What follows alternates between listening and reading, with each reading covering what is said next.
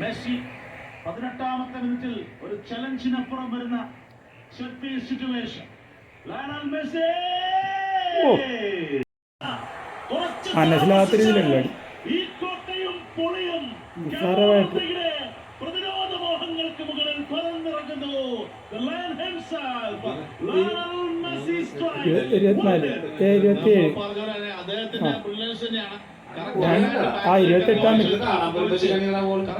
അതാണ് പെട്ടെന്നായി പോയി. അതാണ് എനിക്ക് മനസ്സിലായില്ല. എനിക്ക് പിടിയിട്ടില്ലേ ആ കടക്കണം പണ്ട് എനിക്ക് മനസ്സിലായില്ല. അങ്ങനെ ഞാൻ കയറിയാന്ന് ചോദിച്ചു. പെട്ടെന്നല്ല കണ്ടാ അയ്യോ അത് കണ്ട അത് മേത്ത് തട്ടിയ ഗോളിയ. അതെന്ത് പരിപാടി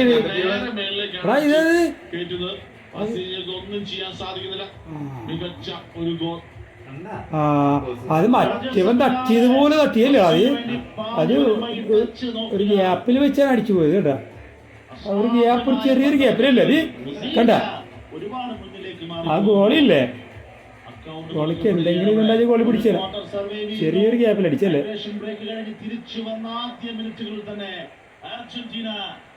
ഗോളിക്ക് ഭയങ്കര ക്ഷീണമായിപ്പോയത്. ഗോളിക്കൊന്നും ചെയ്യാൻ പറ്റാണ്ടാണ് കേട്ടാ. ചെയ്യാൻ ടൈം കൊടുത്തില്ല. അവർക്ക് ഇനി കപ്പും വേണ്ട ഒന്നും വേണ്ട, ഇത് മതി.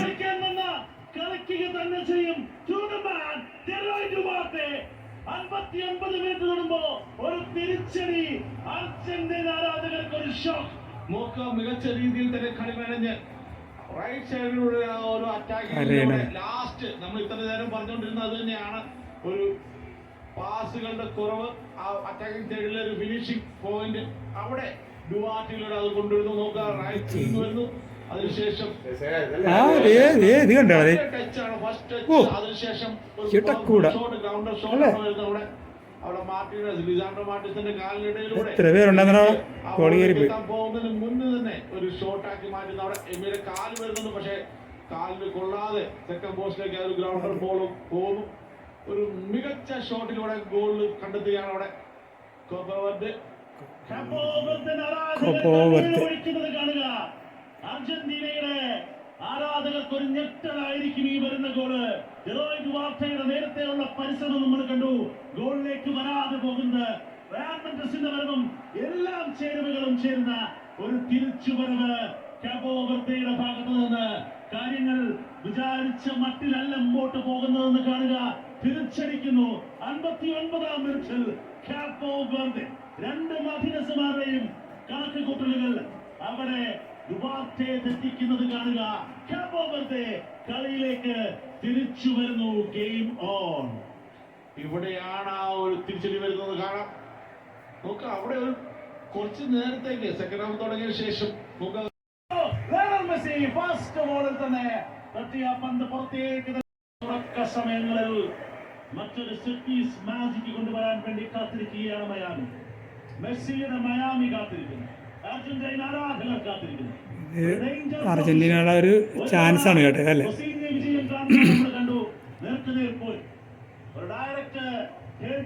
ചാൻസ് വാഴാക്കിയ എല്ലാ കണ്ണുകളും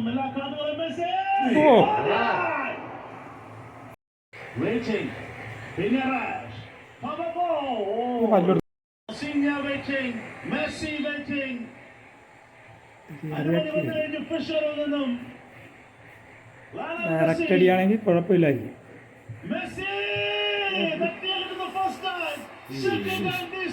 ആടി അടിച്ചതാണ് അങ്ങനെ അടിച്ചാൽ ഗോളിന് കുറ്റം പറഞ്ഞിട്ടും കാര്യമില്ല അല്ലേ.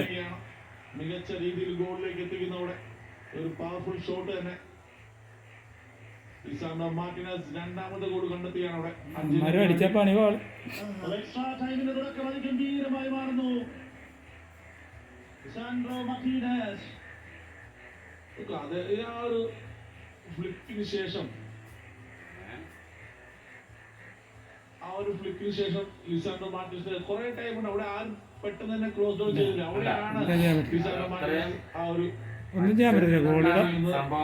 ഗോളിയുടെ ഒന്നും പറയാൻ പറ്റത്തില്ല അല്ലേ? ഗോളിക്ക് ഒന്നും പറയാൻ പറ്റത്തില്ല. പിന്നെ അല്ലെങ്കിൽ ആ ഗോളി ഏതാ സേവ് ചെയ്യാൻ കാര്യം ഗോളി അത്ര മികച്ചതാ. പിന്നെ ഒന്നും ചെയ്യാനില്ല. എന്നിട്ട് അവൻ പൊക്കി. അവിടെ കുറച്ച് ലാഘവത്തോടെ പ്രതിരോധം ലിസാൻഡ്രോ മാർട്ടിനസിന്റെ സ്കോറിംഗ് ബൂട്ടുകളെ കണ്ടു. പ്രതിരോധത്തിലാണ് പണിയെങ്കിലും വേണ്ടി വന്നാൽ എവിടെയും നിറയൊടിക്കാൻ കാത്തിരിക്കുകയാണ്. രണ്ടാമത്തെ ഇന്റർനാഷണൽ ഗോൾ കൂടി വരുന്നു ഫ്രം മാർട്ടിനസ്. എനിക്കൊന്നും അദ്ദേഹത്തിന്റെ എനിക്കൊന്നും ഗോളും അതുപോലെ അസിസ്റ്റും ഒരു മത്സരത്തിൽ ആദ്യമായിട്ടാണ് വരുന്നത്. പുലിക്കുട്ടികളാണ് ഇങ്ങനെ ഉണ്ട്. ഓടി പോടാ ഇല്ല.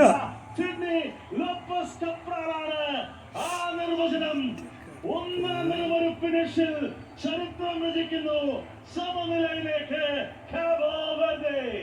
അദ്ദേഹത്തിന് പോലും വിശ്വസിക്കാനാവുന്നില്ല. ആംഗ്ലോ ഷോട്ടാണ് കർവ് ചെയ്ത് സെക്കൻഡ് പോസ്റ്റിലേക്ക് കയറുന്നത്. എബി മാർട്ടിൻസിന് ഒരു അവസരവും നൽകാതെ തന്നെ പോസ്റ്റിലേക്ക് എത്തുന്നു. അവിടെ ആ ഒരു ഗോൾ അവിശ്വസനീയം. അവന്റെ ഗേൾഫ്രണ്ടാന്ന് തോന്നുന്നത്. അതാണ് ഞാൻ പറഞ്ഞില്ല, നമ്മളെ ടെൻഷൻ അടിപ്പിക്കാൻ വേണ്ടി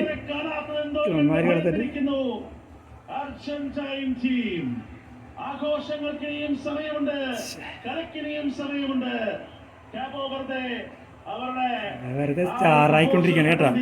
ഈ വേൾഡ് കപ്പിലെ സ്റ്റാറായി മാറുമാര്. വീണ്ടും അത് കാണിക്കുന്നില്ല, റീപ്ലേ കാണില്ല. ആ ചെറു രാജ്യം ആദ്യമായി വേൾഡ് കപ്പിൽ ക്വാളിഫൈ ചെയ്തു.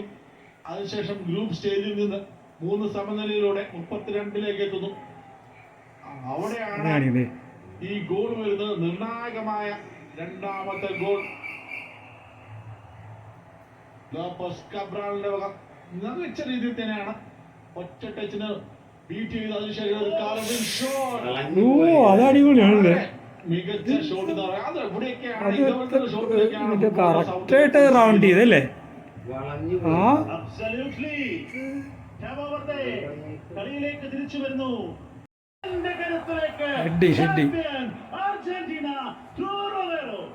ഇവിടെ കണ്ടോ, നമ്മൾ പറഞ്ഞ പോലെ തന്നെ മികച്ച രീതിയിൽ തന്നെ ക്രോസ് വരുന്നു. അത് ഹെഡ് ചെയ്ത് സെക്കൻഡ് പോസ്റ്റിലേക്ക് വഴി തിരിച്ചു വിടുകയാണ്. അവിടെ ക്രിസ്ത്യൻ റൊമേറോ ഒന്നും ചെയ്യാൻ പറ്റില്ല. എക്സ്പീരിയൻസ് തന്നെ പറയേണ്ടി വരും. അവിടെ വസീഞ്ഞയ്ക്ക്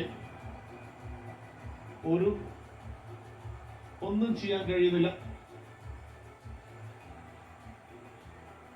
നോക്കുക, പ്രോപ്പർ ആയിട്ടുള്ളൊരു ബോളാണ്. അവിടെ കറക്റ്റ് രണ്ടുപേരെ ഇടയിൽ നിന്ന് നിർണായകമായ ഒരു ഹെഡ് കൊണ്ടുവിടാൻ അവിടെ സാധിക്കുന്നു. ശ്രമിച്ച് ആ കൂട്ടവേളത്തിൽ ഇത് തന്നെയാണ് അർജന്റീന ചാമ്പ്യൻസ്. ആ ഡിഫ്ലക്ഷൻ കൂടി അവിടെ വരുന്നത് കാണാം.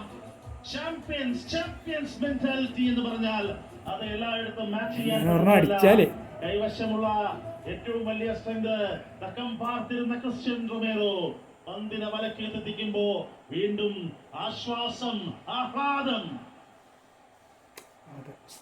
അവിടെ വീണ്ടും കുവർദക്കെതിരെ ആ ഒരു നിർണായകമായ ലീഡ് എടുക്കുന്നതോടെ മൂന്നാമത്തെ തവണയാണ് ഇന്നത്തെ മത്സരത്തിൽ ലീഡ് എടുക്കുന്നത്.